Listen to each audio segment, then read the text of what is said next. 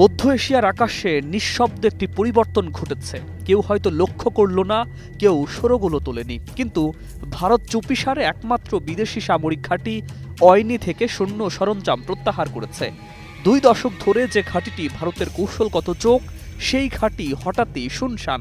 কিন্তু কেন এমন হলো? আন্তর্জাতিক মঞ্চে ভারতের অবস্থান জটিল হয়ে উঠেছে।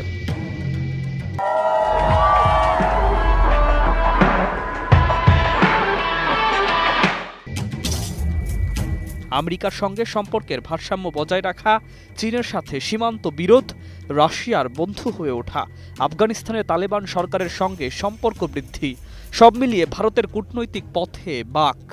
মধ্য এশিয়া যেখানে ভারতের প্রভাব ছিল সীমিত, সেখানে এখন চীন ও রাশিয়ার দখলের চাপ বাড়ছে। এই জটিল প্রেক্ষাপটে ভারত কি করছে তা নিয়ে কূটনৈতিক বিশেষজ্ঞদেরও অনুমান হচ্ছে।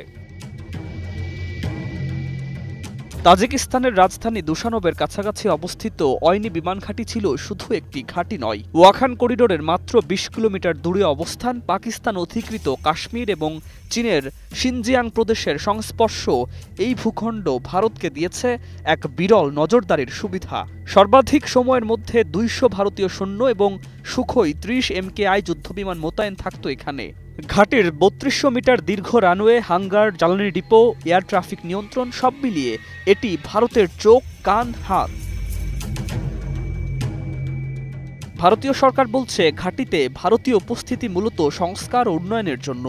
চুক্তি 2022 সালে শেষ, তারপর আনুষ্ঠানিক হস্তান্তর। কিন্তু কূটনৈতিক সূত্র বলছে রাশিয়া ও চীনের ক্রমবর্ধমান চাপ এবং মধ্য এশিয়ায় ভারতের সীমিত প্রস্তাব সব মিলিয়ে তাজিকিস্তান চুক্তি নবায়নে অনীহা প্রকাশ করে। এরপর ভারত ধীরে ধীরে সৈন্য ও সরঞ্জাম সরিয়ে নেয়।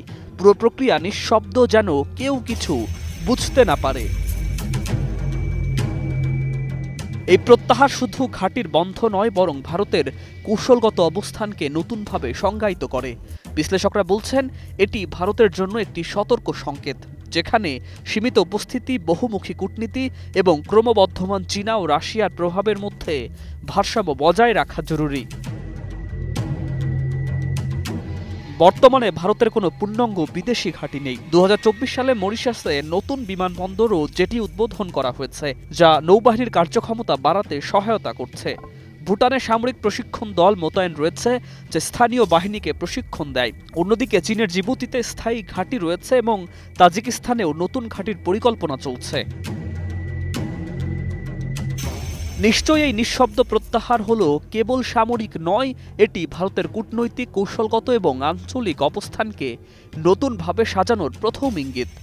ভারত হয়তো এখন কঠিন হিসেব নিকেশের মধ্যে নিজের কৌশল তৈরি করছে, যেখানে প্রতিটি পদক্ষেপের প্রভাব দ্বিগুণ এবং প্রতিটি সিদ্ধান্তের সম্ভাবনাও জটিল। সুকান্ত সরকার, 21 টেলিভিশন।